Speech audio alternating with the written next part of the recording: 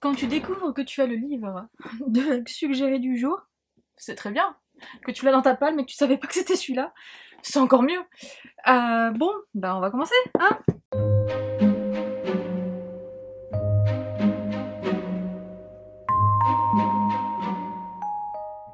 Hello hello, j'espère que tu vas bien, on se retrouve aujourd'hui pour le jour 6 du calendrier de l'Avent et aujourd'hui je vais te parler d'un petit livre qui m'a été proposé par Coralie LM, je te mets ici sa petite proposition et donc du coup on va parler de le tome 1 de la saga Les Bannis et les Proscrits, Le Feu de la Sorcière de James Clément.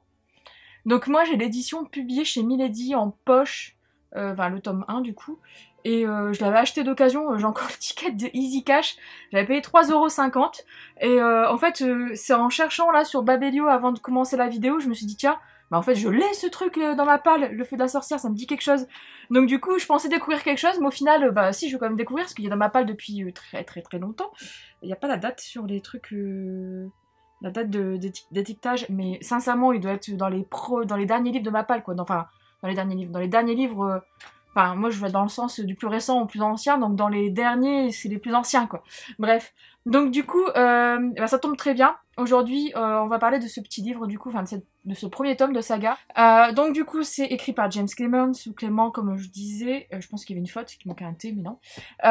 Donc c'est sorti aux éditions Brajlon, enfin ça a été réédité aux éditions Brajlon, mais en fait c'est Milady, enfin en gros il y a plusieurs éditions qui sont sorties, hein, forcément.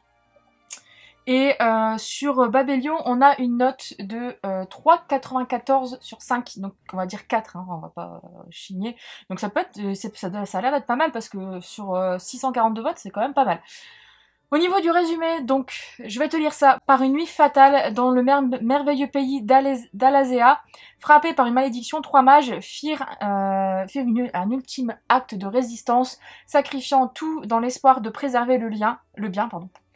500 ans plus tard, au jour anniversaire de cette nuit sinistre, une petite fille hérite d'un pouvoir perdu depuis longtemps. Mais avant qu'elle puisse comprendre son terrible don, le Seigneur Noir lance ses monstres ailés pour la capturer et lui rapporter la magie embryonnaire qu'elle détient. Fuyant les ordres de ténèbres, Helena est précipitée vers une issue terrible et vers la compagnie d'alliés inattendus. Formant avec eux une bande de parias et de hors-la-loi, elle vint tenter de combattre les forces inexorables du mal et de secourir un empire autrefois glorieux. Et en fait, je m'attendais pas à ce que ce soit aussi côté fantasy, pardon. Je m'attendais à quelque chose, enfin, autour de sorcière, quoi. Vu que c'est le feu de la sorcière. Mais non. Ah non, c'est le feu de la virgule, sierre. Enfin, apostrophe, pardon. Sierre. Ah! Donc c'est pas des sorcières, enfin bref. Donc au niveau des thématiques, on est sur forcément de l'aventure, de la dark fantasy, science-fiction, ouais voilà, on mélange un peu les trucs quoi. De sorcière, magie, amitié, quête, elfe, ogre, proscrit, oui c'est marqué dessus. Heroic fantasy, sorcellerie, bitlit, adolescence, littérature américaine. Ok. Je sais pas, c'est pas rangé dans la collection Bitlit, il me semble ce truc là. Bon j'enlève pas l'étiquette maintenant, mais ça a l'air pas mal. Il y a R.A. Salvatore, je sais pas qui c'est cet auteur, ça doit être un auteur en fait de fantasy, fantastique. Hein. Le feu de la sorcière vous attrape le cœur et y pénètre inexorablement. Une chevauchée brutale et superbe, je n'arrive pas à refermer ce bouquin. Ben, franchement, moi qui l'ai depuis longtemps dans la pile à lire, je pense que je vais le sortir l'année prochaine pour le mois de la fantasy. Je pense que l'année prochaine je vais me refaire le mot de la fantasy et je pense que je vais le sortir parce que ça me donne super envie. Donc merci Coralie, parce que sans toi en fait je l'aurais laissé au fin fond de ma pile et je pense que je le sortirai incessamment sous peu. Enfin en tout cas l'année prochaine, ça c'est clair, parce que là c'est fini là, quasiment l'année, mais tente pas mal. Bon, on va regarder vite fait quand même les citations. Alors, qu'est-ce qu'il y a de beau au niveau des citations pour se faire un peu une idée en fait de l'écriture et de ce qu'on peut voir, etc., ce qu'on peut trouver. Au niveau de la difficulté, etc., des fois il y a des citations qui sont un peu... Enfin, ça va vite à comprendre, mais il y en a qui donnent quand même l'eau à la bouche, quoi, tu vois. Parfois, le temps ne développait pas la sagesse, il se contenait d'endurcir le cœur. Alors... Vous n'aviez pas le choix, dit doucement Blonde derrière lui. J'ai lu les textes anciens, le sang d'un innocent devait être versé. Mais pourquoi a-t-il fallu que ce soit par moi? Chacun de nous a un fardeau à porter, ma sœur Félia, Helena, cet enfant, nous vivons une époque bien sombre, et si nous voulons que l'ombre se lève, ce globe, pardon, se lève un jour, nous devons nous mettre à genoux pour prier, peu importe notre lassitude ou la raideur de nos articulations. Ça a l'air assez soutenu, entre guillemets, enfin, je sais pas si tu vois ce que je veux dire, mais consignés à l'encre noire sur un parchemin, les mots sont le paradis des insensés. Tout d'abord, sachez que l'auteur est un menteur. Assimilez bien ce fait avant de poursuivre votre lecture, gardez-le sans cesse à l'esprit tandis que vous parcourez cette traduction. C'est bizarre. En gros, il y a un livre qui traduit là-dedans. C'est bizarre cette citation. Bon. On parle de parchemin, donc ouais, c'est peut-être ça. Consigné à l'encre noire sur un parchemin, les mots sont le paradis des insensés, ça on l'a vu. Il jeta un coup d'œil à son écuelle, à vue de nez, il avait de quoi s'offrir un bon repas, et avec un peu de chance, une chambre pour la nuit. Dans le cas contraire, plusieurs gentes dames le fixaient, toujours d'un air gourmand, il existait d'autres moyens de se mettre au chaud. tout ça pour tout ça. Ouais, bah oui, effectivement, sinon tu prends une bouillotte. Hein. Ok. Apparemment, de ce que je vois là, c'est vraiment sur du point de vue omniscient d'Elena. Bon, je suis curieuse. Je suis curieuse de voir ce que ça peut donner. Franchement, je l'avais pas sorti de ma palle depuis... Enfin, je l'ai pas sorti de ma palle et... Il y a un petit préambule au début. Et on a une assignation de responsabilité. C'est marrant. Moi, j'ai ça sur mon exemplaire. C'est rigolo. Notez assignation de responsabilité. Cet exemplaire vous a été personnellement attribué. Vous en êtes responsable en cas de perte, de détérioration. Détérioration. Putain. J'ai du mal à lire moi comme ça. Ou de destruction, vous ferez l'objet de sanctions sévères, telles que fixées par vos lois locales. Toute transmission aux copies. C'est bizarre.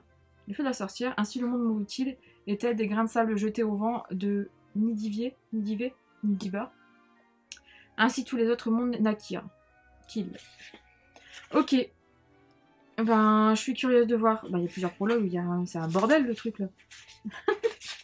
Moi, je suis curieuse de découvrir ça. En tout cas, merci Coralie pour du coup cette redécouverte. Parce que j'avais vu des avis positifs, mais il y a fort longtemps, vu qu'il est depuis très très longtemps dans la palle. Mais voilà quoi.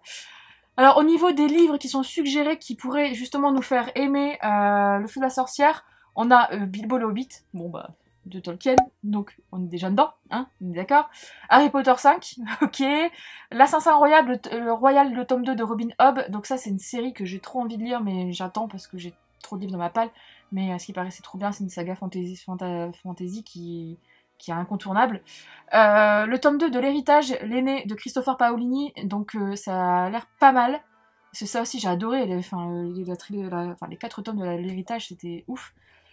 Le tome 1 de l'apprenti épouvanteur, donc le tome 1 c'est l'épouvanteur, je crois, ouais. Alors la saga c'est l'épouvanteur et le tome 1 c'est l'apprenti épouvanteur. De Joseph Delaney, j'ai revendu le mien parce qu'au final je trouvais que ça allait être peut-être trop jeunesse pour moi, donc je l'ai pas lu. Les Annales du Disque Monde de Terry Pratchett, donc ça c'est pareil, c'est de la fantasy qui est très vieille et enfin très vieille. C'est un classique en fait. Donc du coup je les ai pas lus, mais je sais que un jour ou l'autre dans ma vie je les lirai, parce que moi les vieux trucs de fantasy ça m'intéresse toujours. Et donc du coup ouais, on tape dans le mille là, on tape dans le mille. Bah du coup ce qu'on va faire c'est que je vais te laisser, je vais te lire du coup le petit avis de Coralie qu'elle m'a laissé pour que je puisse te le transmettre parce que c'est quand même elle qui nous a suggéré ce livre aujourd'hui et du coup peut-être que ça te donnera envie de le lire ou sinon si tu l'as déjà lu n'hésite pas aussi à dire en commentaire pourquoi, si tu l'as aimé, etc. sans spoil. Merci l'info, donc je vais te lire tout ça et franchement moi ça me donne encore plus envie donc je l'ai pas encore bien lu en entier donc on va le découvrir ensemble. Alors, j'ai mis beaucoup de temps à lire ces livres. On m'a offert les 3 premiers tomes et j'ai mis plusieurs années avant de les sortir de ma pile à lire. Bizarrement, j'ai découvert qu'ils étaient dans ma palle. Je pense qu'on est tous pareils. On a tous des sagas dans ce cas. Ah bah oui, c'est ça. Je ne m'attendais pas à grand chose de la série. Je n'en avais même pas entendu parler sur les réseaux. Pourtant, j'ai reçu une sacrée claque car j'ai eu un véritable coup de cœur pour cette sorcière et sa compagnie. Concernant l'histoire, c'est une histoire de fantasy, de dark fantasy pour être exact. On va retrouver Elena, une jeune fille de ferme, avec son petit frère. On va rapidement découvrir que cette dernière est une sorcière et qu'elle a un lien avec un livre maudit. D'accord, ok, donc on est vraiment bien quand même sur une histoire de sorcière. C'est peut-être pour ça que ça m'attirait pas forcément plus que ça. Mais je pense que les personnes qui aiment bien les histoires de sorcières pour Halloween et tout, ça peut être pas mal. Avec son petit frère. Elle a un lien avec un livre maudit, d'accord. Elle va devoir rejoindre une compagnie, style Seigneur des Anneaux, et ça, on adore. Est-ce qu'on vient de taper dans le mille, là? Oui, j'adore. Pour combattre le Seigneur Noir. Oh, c'est trop bien.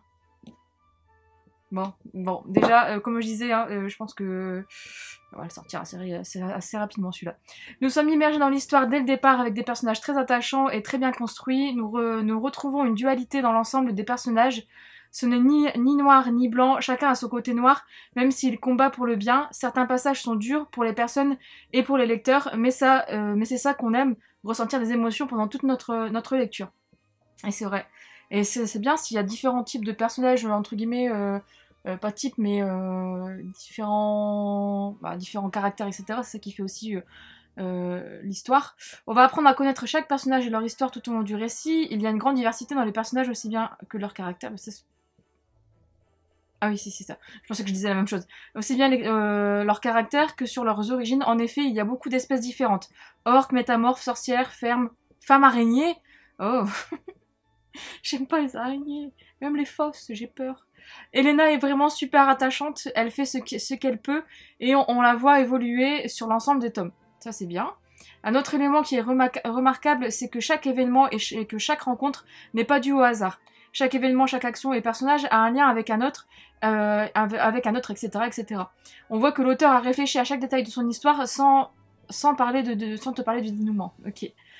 La lecture est très fluide, j'ai dévoré la saga presque à la suite, on a peur pour les personnages, on pleure avec eux jusqu'à la fin. Chaque fin de chapitre nous oblige à commencer le suivant, ça devient problématique à minuit 30 quand tu cours le lendemain à 8h. Ah, ça on connaît tous et toutes, hein, je pense. Mais ok, mais tu nous le vends trop bien la Coralie. Franchement, ça me donne super envie. Cette saga est un petit bijou, un peu oublié. L'auteur va t'entraîner dans une aventure qui va te tenir en haleine jusqu'à la fin. Voilà un peu de lecture, j'ai essayé quelque chose de complet, même si ça fait quelques années que j'ai lu la série. Je trouve que ton avis est très bien, très complet, et tu t'en souviens encore très bien, apparemment. Franchement, voilà, moi je sais que je vais le sortir, je pense, de ma palle, il me donne très envie. Je pense que l'année prochaine, il va faire partie de mes lectures, et je vais voir.